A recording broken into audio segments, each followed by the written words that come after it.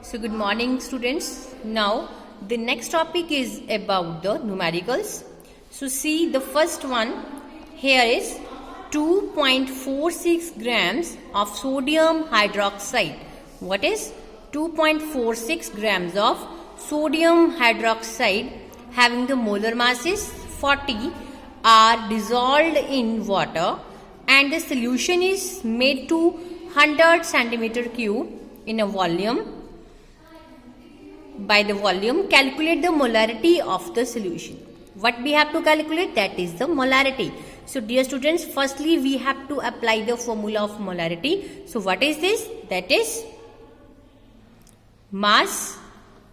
किसका लेना है? सल्यूट का. किस में लेना है? Number of moles of solute divided by the volume of solution in litres. Clear. Multiplied by किसे मल्टीप्लाई करना है? 1000 से. अगर उसको मिलीलीटर में निकाल रहे हैं then we have to calculate. Clear. So firstly हमें क्या देखना है? अमाउंट ऑफ NaOH कितना है? What is this? 2.46 grams. Clear. What is the volume of solution? It is 100 centimetre cube. So firstly we have to clear the moles of NaOH. Why? Because the formula is moles of solute divided by volume of the solution. Firstly we have to receive the moles of NaOH. वो कैसे निकालेंगे? Mass divided by molar mass. So mass हमें already given है. कितना है? 2.46. molar mass हमें पता है कितना है? 40. दोनों को divide करेंगे. So it is near about 0.0615 mole. Clear. कितना हो जाएगा ये? 0.061 मोल. क्लियर. यहां पे हमारे पास ये ग्राम्स में था, ये ग्राम्स कैंसिल हो गए इसके. ये मोल ऊपर जाके क्या बन जाएगा? Simple mole. Mole inverse cancel हो जाएगा. ठीक है. तो ये हमारे पास क्या निकल गया? Moles of sodium hydroxide. अब हमें क्या फाइंड आउट करना है? इसकी मोलैरिटी को. तो मोल्स हमें पता चल गए. Divide by volume. मोल्स कितने आ गए उसके? 0.0615 divided by 100 and multiplied by 1000. सो यहां पे 100 कैंसिल हो गया एंड रिमेनिंग इज 0.615 मोल. ठीक है. ये हमारे पास क्या आ गई? मोलारिटी. किसकी? NaOH की. जब हमें इसका क्या गिवन है? इसका मास गिवन है और हमने पहले इसका क्या निकाला? मोल्स निकाले. मोल्स निकालने के बाद हमने इसको इस फॉर्मूले में फिट कर दिया. Clear. Now see the second one. Here is a molality. So what is the numerical? 2.5 grams of ethanoic acid is dissolved in 75 grams of benzene and we have to calculate the molality. So firstly we have to apply the formula of molality, that is moles of ethanoic acid divided by the mass of the benzene. Because we have already this solution. हमारे पास क्या है? Benzene है. Clear. So we have to calculate the mass of solute, that is the ethanoic acid, divided by the mass of the benzene and it is multiplied by the 1000 because it is present in grams. Clear. So firstly we have to clear the moles of ethanoic acid. How we can calculate it? That is mass divided by the molar mass.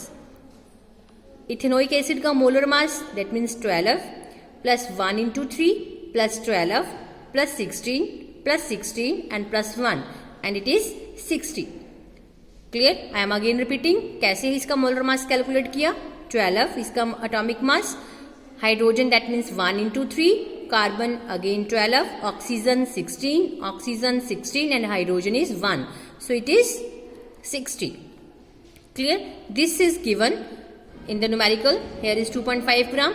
So after calculation it becomes 0.0417. Clear. And we having the mass of benzene, it is 75 and by applying the formula we have put up the values here. So moles of ethanoic acid is 0.0417 divided by 75. This is the mass of benzene multiplied by 1000 and approximately it becomes 0.556. What is 0.556? बेटा आपने यहाँ पे ध्यान रखना है. If we having the molality then you have to put up the small m और अगर हमारे पास क्या है? मोलैरिटी है then we have to put up capital M. Clear. So these are the two numericals of the molarity and molality. Clear? Now the next one is to calculate the mole fraction. Calculate the mole fraction of ethylene glycol. What is the formula of ethylene glycol?